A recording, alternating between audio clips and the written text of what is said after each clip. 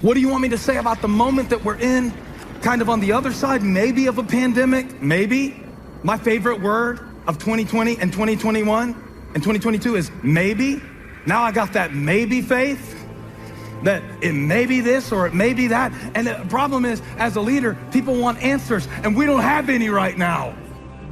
You know better, but you're deciding to not do better. You are a lazy, unprofessional, mean attitude having, and yet when things are not happening good for you, when things are not coming your way, when things are not happening as fast as you want them to happen, you blame everybody else. A mind becomes renewed when it becomes released.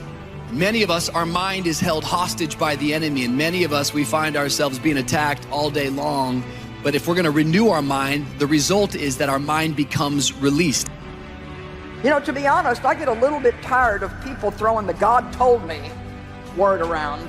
Like that's the magic charm that puts enough pressure on somebody to get them to do something. You're going to find out a little bit later that that's actually spiritual manipulation. And we really shouldn't be doing that. If you hit a pothole, something unexpected happens. Your loved one has an illness. Your child forgot his homework. The loan didn't go through. You could be upset, worried, but you have your spare tire. You decided ahead of time to stay in peace. I got something for those of you that can hear me. Those of you that you're not my people, you're not my peeps, keep moving. Go do something else. Don't listen to me. I know I'm not talking to everybody because I've got a message that's for certain kinds of people who have a positive mindset. You, Lord, give perfect peace. You want perfect peace? Listen. You, Lord, give perfect peace to those who keep their purpose firm and put their trust in you. Maybe you just hate small talk, right? Maybe you hate being fake. That's me. And that's not a feeling of dread. The avoidance that you're feeling, this resistance to going, is due to dislike. Not dread, dislike. Big difference. It's very, very difficult to solve a problem. And even if you did, it's also unlikely that your intervention would produce only the positive result that you intend and nothing else. And then ideology, I suppose it's the enticement to pride that ideology also produces. You know, when everybody sits around the lunch table and complains about their jobs and their boss and their pay and the conditions, you can sit there and represent God without preaching one sermon by just sitting there, not joining in and saying, well, you know, things may not be perfect here, but I'm glad I got a job. There's a lot of people who don't even have a job. When you have a gift, it's what you do. You talk, that could be your gift. You write, that's your gift. You're a great listener, problem solver. You got the gift of matching up, that's all a gift. Here's what messes people up though. You see something that somebody else does, and then you want to go do that. So now you're not concerned with your gift. Now you want to pursue a passion. Faith is not a feeling. You know, you can be a pessimistic person, but still have great faith. Even great faith has weak moments. So the call to faith is first a call to come out of denial. Otherwise, you'll be waiting on God to deliver you from a situation that is going to require discipline. But the great news is, because I've done this for so long and I've done this with so many over such a long period of time in every country of the world, what I know is you can learn to lead. You can learn to lead. You can learn to be a better leader than you are right now. You can grow as a leader. If I'm a 5 as a leader, that means my organization will be what? Talk to me. Because the leadership lid won't allow it to go higher. Yes, it was unfair, but I know God is my vindicator. I know God is fighting my battles. God promised to pay me back double for the unfair things that have happened. You keep that up and you'll see God make up for the wrongs. What you're facing may not be fair. People may not be treating you right. It's a test. God wants to see, what are you going to do in the difficult times? There isn't a place you're going to buy me.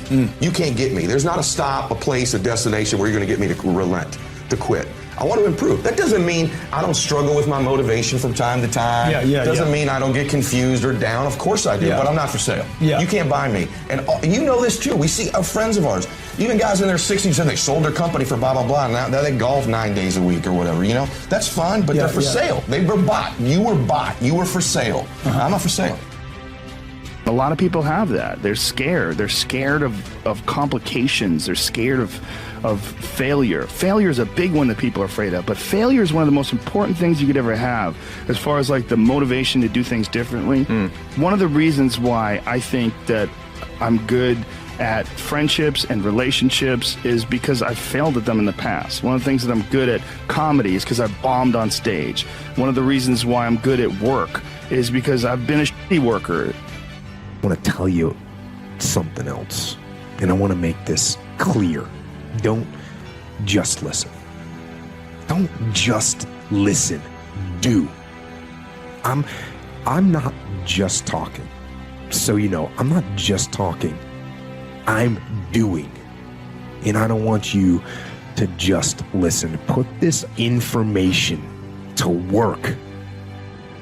I have seen this thousands of times in people's lives.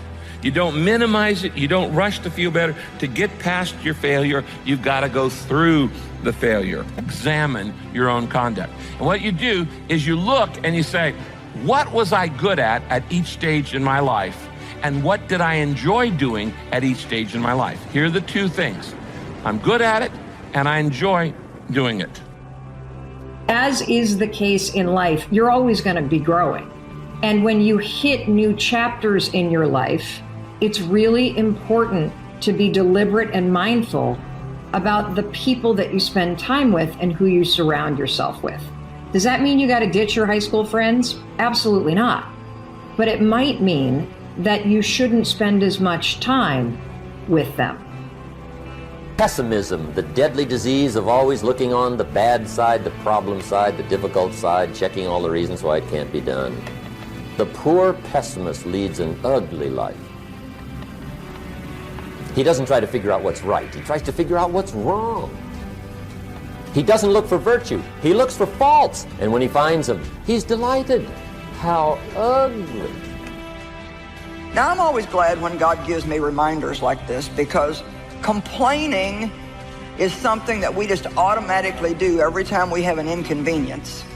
But if we're going to not complain, we're going to have to do it on purpose.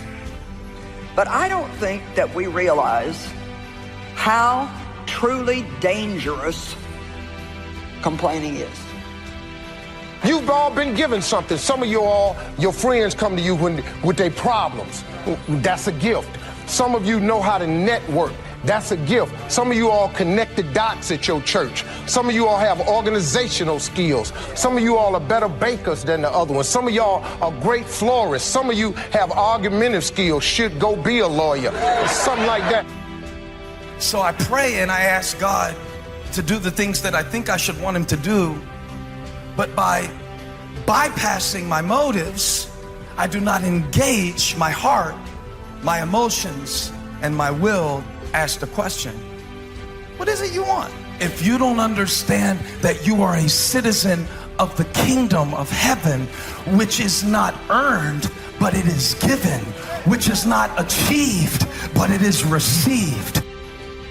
Passion often is linked with purpose. What I love to do is often what I should do. We have been created within us the capacity to have things that we enjoy greatly, and a lot of times there is a definite relationship between what I am in love with and what I should be doing. We are created and wired in such a way that passion and purpose many times comes together. And sometimes we're discouraged over what we brought on ourselves. It's not the enemy, it's our attitude. The good news is, all you have to do is make an attitude adjustment. It's not complicated. You can't change other people. You can't change how you were raised. A lot in life we can't control. But one thing we can all control is our attitude. You weren't born doubting. You weren't born discouraged. You weren't born thinking negative things about yourself. Those were thoughts that were placed in you and given to you by an external source at some time in your life. It could even be our parents. Don't do that. Be quiet. Sit down. Be a good boy. Be a good girl. Maybe it was criticism you received as a little one that you may not even remember to this day. But I think that you absolutely can be limited by your perceptions of someone's definitions of you. But you can break through that stuff. That's what you break through with discipline. That's where you break through with hard work and concentration and focus. And that's why it's so important to have like either a discipline or an art or something that you're trying to create or something that you're really focusing on.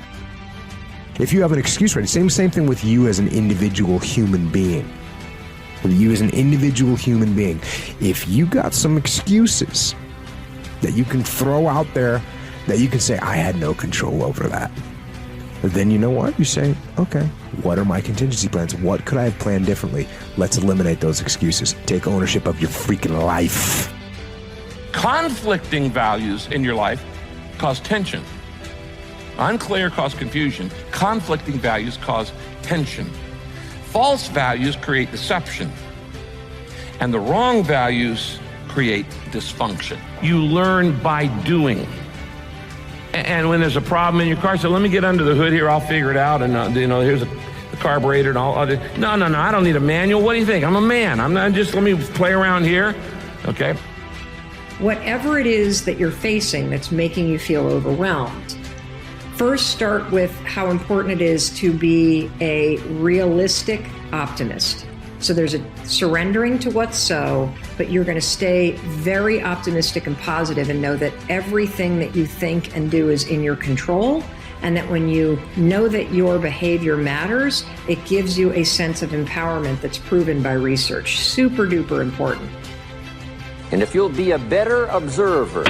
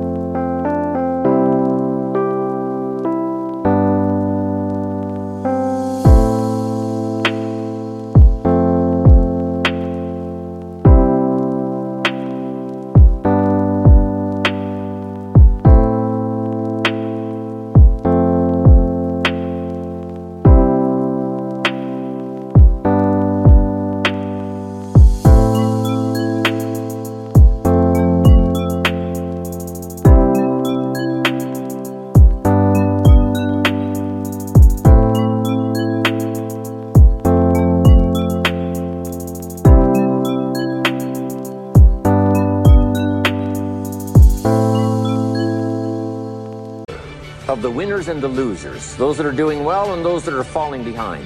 And just take mental notes and good notes and say, I'm going to adjust what I'm doing based on what I see. Here's number 2. We learn so much from other people based on what we hear. Here's good advice on that. Be a selective listener. So am I actually seeing that right? Is he actually saying if you can just get out in the world and not complain?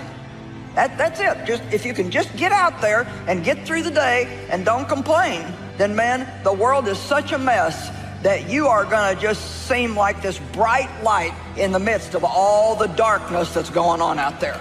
And you know what? This is something we can do. Now, once you discover what your gift is, and you go to God to help you prepare to make room for this gift, you got to make preparation. See, now here's the other principle. You got to make preparation. You got to get ready. All I'm doing is sharing with you principles of success, what I did to get over. Now, when you do that, you got to expect the haters to come. God has given you some great opportunities this year. He's done some amazing things in your life this year. He's shown you some ugly stuff that if he didn't show it to you, it would have killed you. Can you receive that? Is this the acceptable year of the Lord? He's talking about his salvation, his deliverance, his ministry. But I wonder, have we accepted this for what it really is yet? Because that's the key. The rule of 5 says, find your tree. What's your goal in life? What's your purpose? What do you want to accomplish? What do you want to knock down? Where's your axe? What is it that you're going to use to effectively go after that goal 5 times a day? What are you? What is it? Because whatever that is, if you use it 5 times a day, every day, you'll be highly successful. Getting your attitude a little higher, watch those relationships begin to improve. Or maybe you've had bad breaks.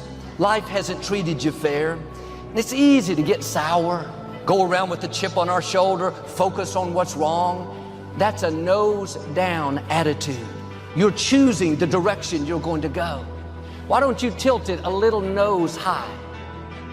So if you're an athlete, for example, you're a 70-degree athlete, and you start training all the time with 85 and 90 degrees, your identity through osmosis goes up. If you're a person who's trying to improve their faith in their life or their personal peace about them, you all know this, you've seen it. When you start to hang around people that are a little bit more peaceful than you or meditate a little bit more, through that association, over time, the thermostat changes in that area. And so it's both behaving in a certain way and then your association. That's what led me to be a championship level martial artist. That's what led me to achieve it's like that. It's the reinforcement of those goals, like understanding that you can achieve those goals. It's going to be difficult. You're going to push through the difficulty, and then you're going to understand what difficulty truly is and how much of it is just mental, how much of it is just in your mind, this adversity to difficult task or to struggle. There's so much knowledge out there, so much information, so many ways to get better.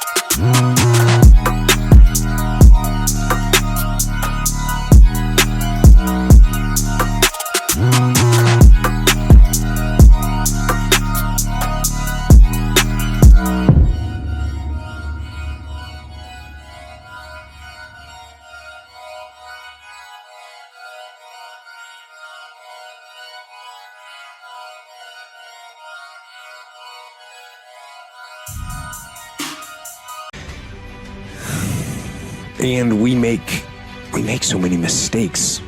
We're the product of our mistakes.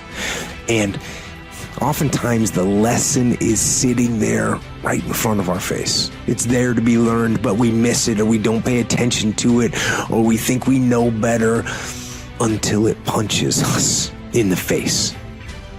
Your consciousness is the way you talk to yourself. It's just like me to be lazy. It's just like me to be late. It's just like me. That is your autopilot. Now, the story we tell ourselves is the fourth factor that influences us. You have to change your autopilot. Now, let me tell you how to do this. All of us have things we want to change in our lives. The way you think affects the way you feel, and the way you feel affects the way you behave. We got to practice and get to continue to practice the most important skill on the planet, which is emotional resilience, the ability to face hard and actually be okay, the ability to face the uncertain and redirect your attention on things that you know that are certain. A man takes a shotgun to his car, blows out every window, destroys every tire, puts 100 rounds in it, and says, "I've driven this embarrassing thing for the last time." And then he saves it.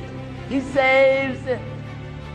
And later when somebody says, "How did you become rich and powerful?" He says, "Let me show you this car. One day I'd had it up to here, I blew it to smithereens.